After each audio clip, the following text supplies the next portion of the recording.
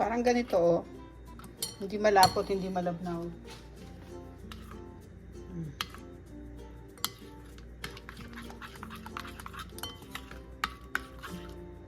Yan, okay na yan. Ngayon lalagay natin dito yung ating chicken. Ihalo ko sila dito.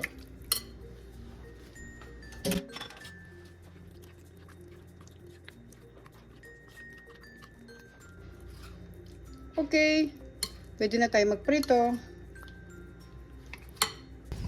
So natin yung stove. Hintayin muna natin uminit yung ating kawali para lagyan natin ng mantika. Mainit na, lagyan na natin mantika. Habang hinihintay natin uminit yung mantika, pwede na tayong maglagay ng chicken tenders dito sa ating all-purpose flour. So ganito lang ang ginagawa ko, guys. Kukuha ko ng isa. Tapos pipiga-pigain ko yan. Yan.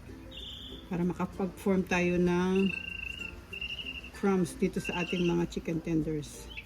Tapos meron ako naka-ready na plate dito. Dito ko sila ilalagay habang hinihintay natin yung mantika. Ganun lang ka simpleng magluto ng chicken tenders na style ng ano ba yun? Racing Canes. Yan.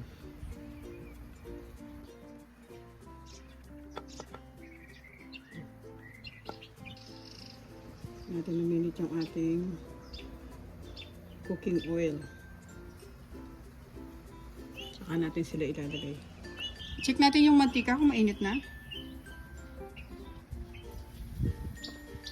Yan, palagay ko pwede na yan. Pwede na tayo maglagay. Lagay natin itong ating inayos kaninang.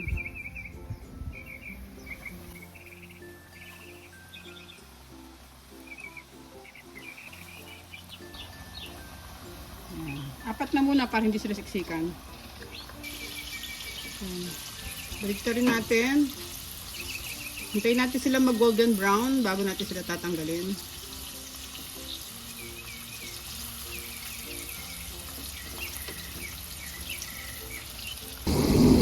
Hinihintay natin maluto yung first batch. Gagawa ulit ako. Magdidip ulit ako ng ating chicken dito sa ating dry butter. Maingay kasi yung dumaan na aeroplano. So, check na natin yung niluluto natin.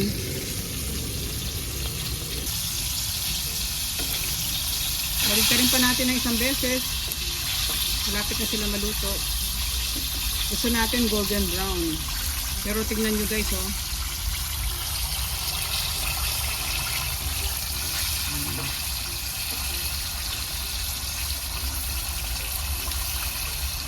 Okay, guys, pwede na to. Tanggalin na natin sila.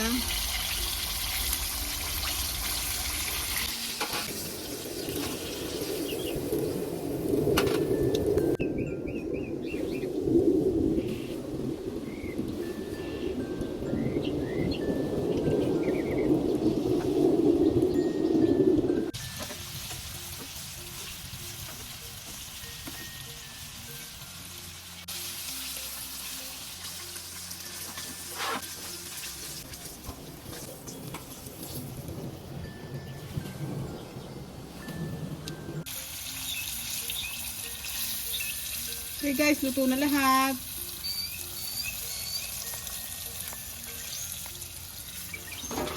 Off na natin yung stove.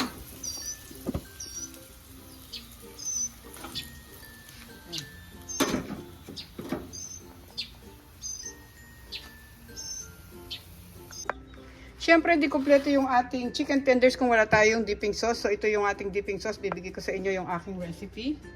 Sa bowl, maglagay tayo ng mayonnaise.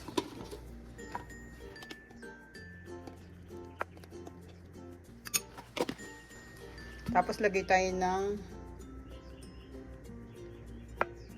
banana ketchup. Banana ketchup tong gamit ko, pero kung hindi kayo gagamit ng banana ketchup, yung regular tomato ketchup lang ang gamit nyo. Maglagay kayo ng honey. Kasi medyo matamis yung banana ketchup natin, di ba? Kaya hindi tayo maglalagay ng honey. Ayan, 2 tablespoon na yung nilagay ko. Tapos, mix lang natin konti. Lagyan natin ng konting tubig. 1 tablespoon. At maglalagay din ako ng sriracha or kung ano mang hot sauce ang meron kayo dyan sa bahay.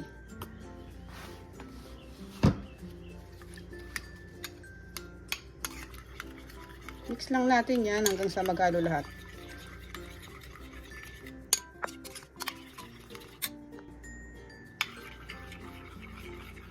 Yan. Pagka ganito na siya, yan, okay na yan.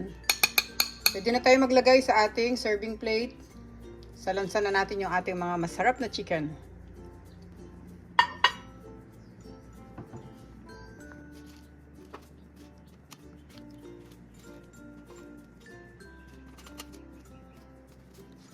Okay guys, maraming salamat po ulit sa panonood. Ito na po ang ating recipe for today. Ang ating pong napakasarap at napaka-crispy at napaka-juicy na chicken tenders with dipping sauce.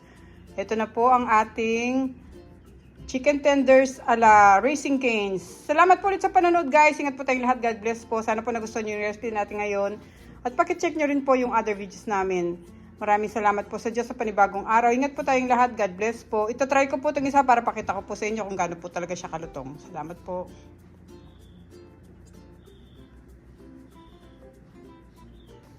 So, naghiwalay po tayo dito ng isa. Kuha lang ako nitong sauce.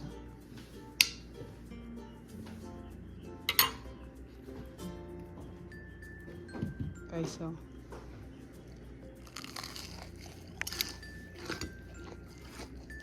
Ang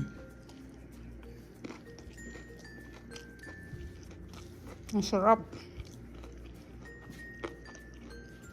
Hindi na po kayo bibili sa restaurant pag naluto nyo to.